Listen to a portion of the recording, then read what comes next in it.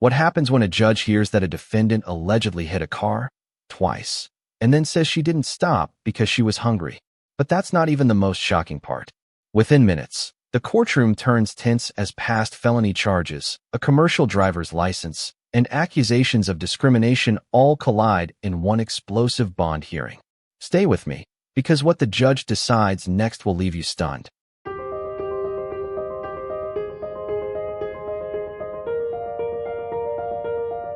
um, for a bond today, and She in so custody? she is, yes, Your Honor, and she has one petty felony, but she already has she's out on a bond for that one already. She just has no bond set in this case. I've seen bond sets. I see the FSGI is at 1,000. Yeah. Okay. I talked It to must have just gotten set. I don't know. Okay, is it a PR bond? No. It's a Okay. shirt. Okay, then if we could review it today, is that possible? Absolutely. Do you Okay. mind, Deputy, that you going? Do you need a translator? No. Do you mind me bringing up Miss Gill? All right. Good morning, Miss Gill. Morning, Your Honor. I wanted to bring you out because we're talking about you, and it's only fair that you get to hear what's transpiring since these are your cases. Yes, sir. I want you to know I don't know anything about your case. All I know is that you've now, as of 3/26, yesterday, you picked up a failure to stop and give information. What happened? Oh, well, hold on. You have the right to remain silent. Anything you say can or will be used against you. Okay. On March 25th, 2025, officers were dispatched to 15357 Wallaceville Road in Clarence County, Texas, regarding an FHDI call. Upon arrival, the officer spoke with the complainant, who stated that she followed the defendant after the defendant's vehicle hit her twice and failed to stop and give information. The complainant stated that she was driving southbound on the East Sam Houston Parkway, and the defendant failed to drive in her lane and sideswiped her, causing the vehicle damage to the right side panel of the defendant's vehicle. The complainant stated that she blew her horn several times for the defendant to stop, and the defendant refused. The complainant followed for approximately 3 miles to 15242 Wallaceville Road, and the complainant and the defendant exited their vehicle, and the complainant told the defendant that she hit her vehicle and needed insurance information. The defendant then told the complainant no, and that she was getting something to eat. The defendant went inside the business, exited, and then entered her vehicle and attempted to drive away. The complainant blew her horn several times to get the defendant to stop and told her the police were coming, but the defendant ignored the complainant. The defendant then began to put her vehicle in reverse and proceed backwards, hitting the complainant's vehicle a second time. The So complainant, are you telling me now it was intentional? the complainant moved her vehicle to avoid being hit and followed the defendant. The complainant flagged the police down to identify the defendant as the person who struck the vehicle. The estimated damage from the complainant was around $4,000, and the defendant stated she didn't stop because she was hungry and colored. And what? Colored. Color. Yes, Your Honor. Can you look up to see if she has a valid Texas driver license? Yes. Ms. Gill, I'm going to find that there is sufficient probable cause to go forward with your case. Not only are you on a felony probation for assault of a peace officer, not only are you on felony probation for injury to a child under 15, but you pick up, after both of those, an evading arrest in a motor vehicle, and now an FSGI. I am taking away your privilege to drive. You will now be signing an affidavit with me today, promising me you're not going to drive. I don't give a rat's behind what your excuse is. If I find that you drive in violation of this affidavit, I will have a contempt. I can have a contempt hearing. I can have a contempt.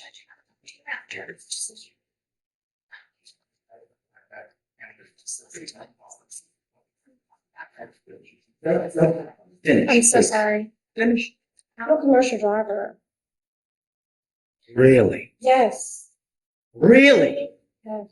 You, if you do have a CDL, Sorry, that is correct. She does have a valid CDL. are held to even higher standard because of that CDL.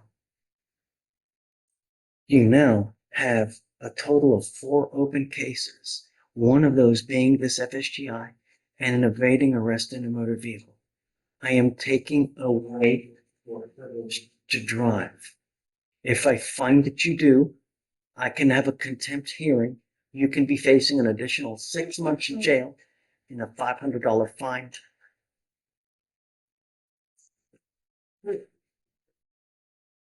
I truly am at a loss with the attitude. Okay. Truly. Okay. This case here, not only do we have an FSGI, but it's also alleged that you backed up and hit the person intentionally. Because allegedly hungry. So now this is an affidavit, and I hope that you take it seriously, because if you don't, there will truly be disastrous consequences. Ms. Gill, I want you to understand that I'm going to do everything in my power to protect my public at all costs. Do you understand? I understand you, Your Honor.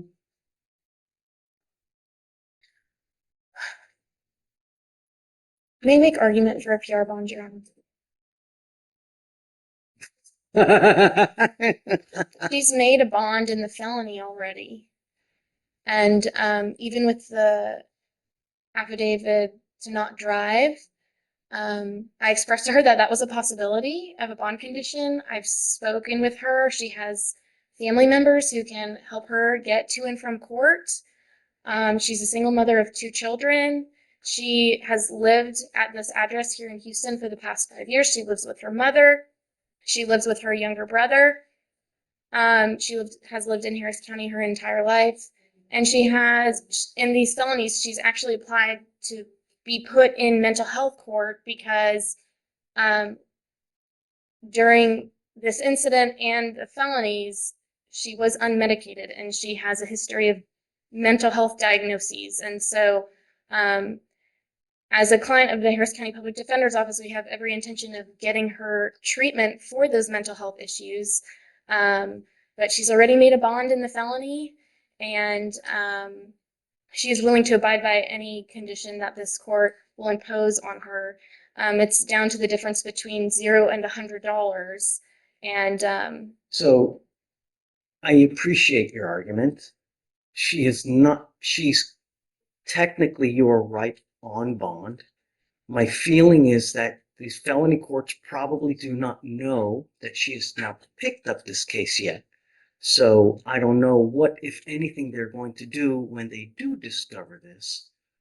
I find, Ms. Goucher, right? Is that what Ms. Goucher? I really appreciate your argument going to bat for her, but I think with her demeanor, her attitude, her reckless and wanton action on the road, is that you are a danger to the public, and your bond is now set at 1,000, and I'm going to raise it to 5 because I think that you really are a danger to the public, and your attitude shows us and tells me that, hey, I'm going to do what I want to do, and that's it. And that's always, I mean, really, how many people died this weekend on the road because of the reckless and wanton actions? All we want are our streets to be safe. You're not helping me, Your Honor. You're not helping me. I'm struggling. I'm a single mom, and I've been struggling with the courts for years already, and I'm tired of this. Okay? I was beat, okay, in front of my children, and I was thrown on the ground like an animal, okay? And I'm tired of this. I'm tired of all of this, okay? In front of my children. My children have trauma, okay? And I have no insurance for the medication. And I have not been on the medication. I'm trying to get the insurance to get on the medication.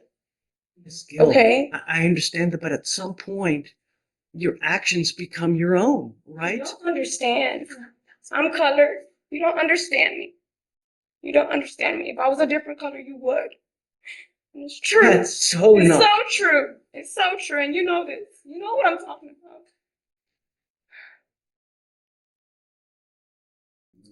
I call out discrimination when I see it. on a daily basis, ma'am. I don't care who it is. I don't care what color. They're a small farm animal. I don't care.